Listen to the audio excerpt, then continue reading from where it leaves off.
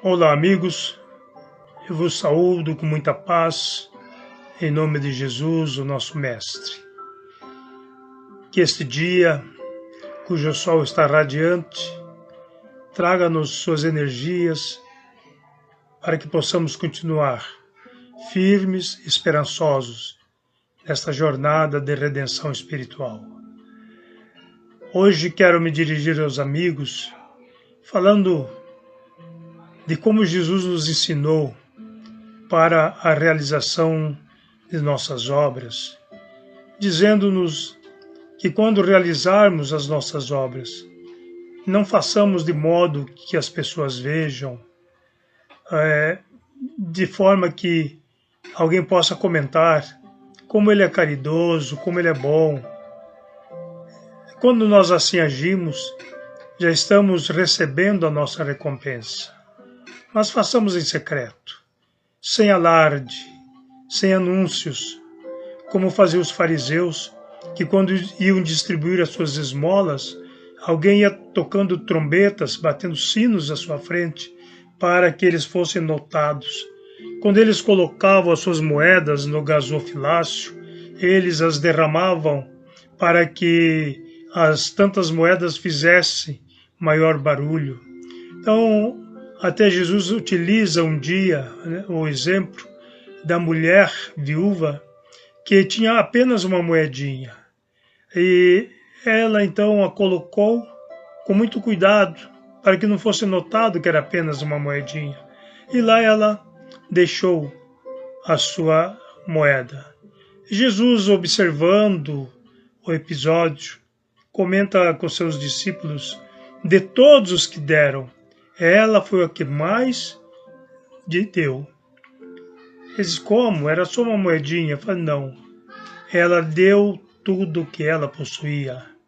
É diferente quem dá um, tendo apenas um, ou quem dá 10, tendo 1000. Ela fez tudo o que ela podia. Doou 100% de sua posse. Então, Jesus nos recomenda isto.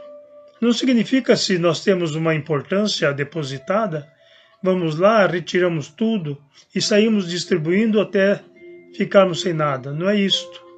Mas é no sentido de doação, de desprendimento, de quando nós fizermos algo, façamos com amor, voltado ao nosso semelhante. Então, os fariseus, e quando nós falamos dos fariseus, nós pensamos só no templo de Jesus, aqueles seguidores do farisaísmo. Então, é verdade, o fariseu era os congregados ao farisaísmo, que era uma religião. Mas a sua qualidade, diríamos, as suas atitudes, permanecem nos nossos dias.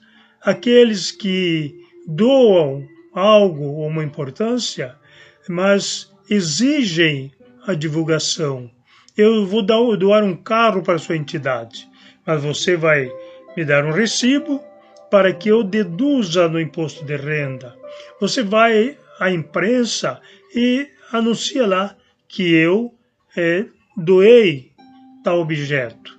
Então, quando nós assim agimos, já estamos recebendo a nossa recompensa. Jesus, ele agia, atendia aqueles que iam a ele. Como disse um leproso: mestre, se tu queres, pode me limpar. E Jesus então olha para ele e diz: sim, eu quero, fica limpo. E o leproso ficou curado. Vejamos a diferença. Quantos leprosos haviam por ali? O vale dos leprosos. Não consta em nenhum momento das Escrituras de que um dia Jesus foi ao vale dos leprosos curar aqueles que lá estavam. Mas os leprosos que foram a ele os curou. Por quê? Porque eles fizeram a sua parte. Eles buscaram. E Jesus nos ensina: buscai e achareis. Batei e abri-se-vos-á. pedi e obtereis. Aquele que busca, acha. Aquele que pede, recebe. Aquele que bate, a porta abrir-se-lhe-á. Então, isto nos deixa um ensinamento, que é o do não comodismo. Muitas vezes fala, precisamos ser resignados. Precisamos ser resignados, porém não acomodados. É aquele a quem Jesus se refere. Se vós, que sois maus, se vosso filho pede pão, não dá pedra. Se pede peixe, não dá serpente.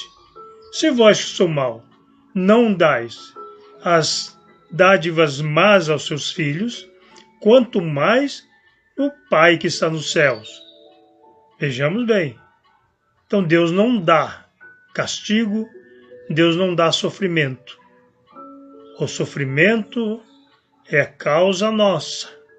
O sofrimento tem as suas raízes nas imperfeições humanas. Portanto, aprendamos nesse momento as lições da resignação. Resignar-se significa não se rebelar, não se revoltar, sobretudo entender o sofrimento pelo qual nós estamos passando e batalhar para vencê-lo. Muitas mensagens estão vindo, mensagens psicográficas. Tomemos cuidado. Nós que somos espíritas e dizemos aos nossos irmãos de outras crenças, não creiamos em todas as mensagens. Muitas vezes, ela vem revestidas de palavras belas, eruditas, mas poderá trazer mensagens apócrifas, que não são verdadeiras. Então, a recomendação da doutrina espírita é a avaliação, a análise de tudo que nos é dito, para colhermos o que é bom. Erasto, o Espírito, nos ensina. Recuse 10 verdades, ou, melhor dizendo, recuse 9 verdades em 10, mas não aceite uma inverdade. Como é que nós vamos chegar a esta conclusão? Analisando. Nós temos os parâmetros. A doutrina espírita tem como parâmetro Jesus. Quando Allan Kardec pergunta aos espíritos qual o tipo mais perfeito que Deus enviou ao mundo para servir ao homem de guia e modelo, a resposta é sintética. Vede Jesus. Então, queridos amigos, irmãos, e quando eu falo irmãos, não estou me dirigindo exclusivamente aos irmãos espíritas que congregam conosco no mesmo entendimento, que têm a mesma convicção, mas a todos aqueles que são criaturas de Deus, que caminhamos juntos. Há uma mensagem interessante que recebemos esses dias.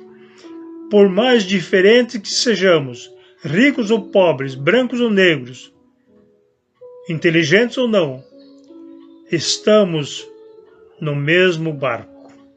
Muitas vezes alguém pensa que está num iate, enquanto alguém está numa canoa. Neste momento, estamos todos na mesma canoa, lutando para que ela não naufrague. Aí nos unimos, independentemente de raças, de credos, de ideologias. É assim que nós pensamos nesse momento, em que possamos, na nossa irmanação de amor, cada um voltado ao Pai Celestial, para que, numa intercessão do Mestre Jesus, nós possamos agir e servir. Como dissemos,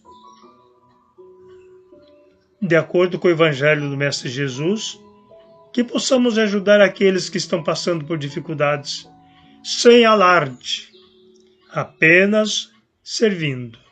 Indo quando soubermos que há uma carência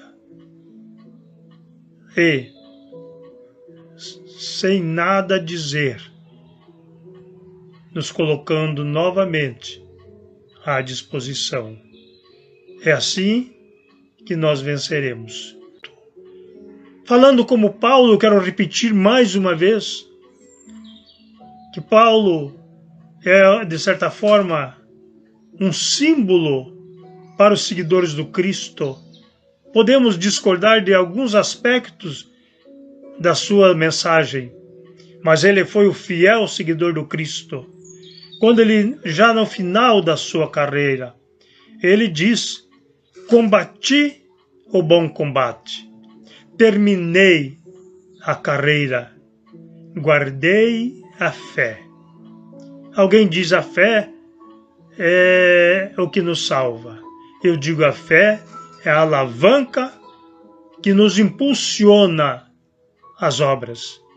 O que nos salva é a nossa realização, porque faz com que nós nos transformemos. Quando nós vamos ao encontro daquele que sofre, e eu disse ao encontro, diferentemente de ir de encontro, não é chocar-se, é envolver o nosso irmão. Quando nós assim agimos, nós estamos mudando o nosso íntimo para melhor. Queridos amigos, irmãos de jornada, é nesse instante que, elevando o meu pensamento ao Pai Celestial, eu rogo as bênçãos ao nosso planeta azul, amparando governantes, profissionais, enfermos, todos, para que possamos transformar a nossa sociedade na família universal do amor. Que a paz do Mestre Jesus esteja em cada coração.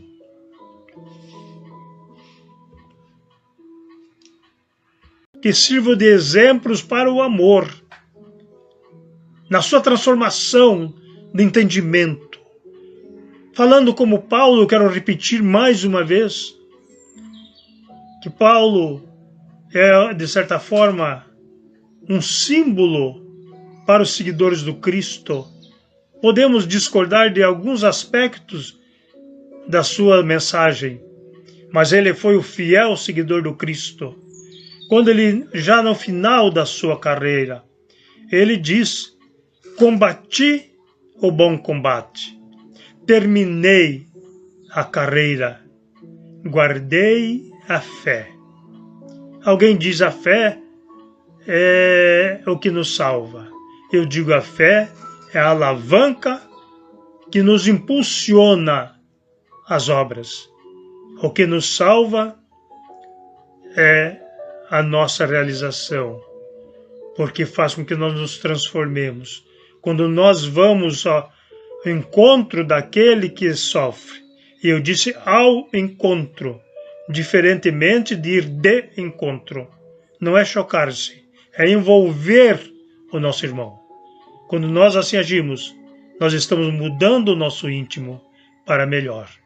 Queridos amigos, irmãos de jornada, é nesse instante que, elevando o meu pensamento ao Pai Celestial, eu rogo as bênçãos ao nosso planeta azul, amparando governantes, profissionais, enfermos, todos, para que possamos transformar a nossa sociedade na família universal do amor. Que a paz do Mestre Jesus esteja em cada coração.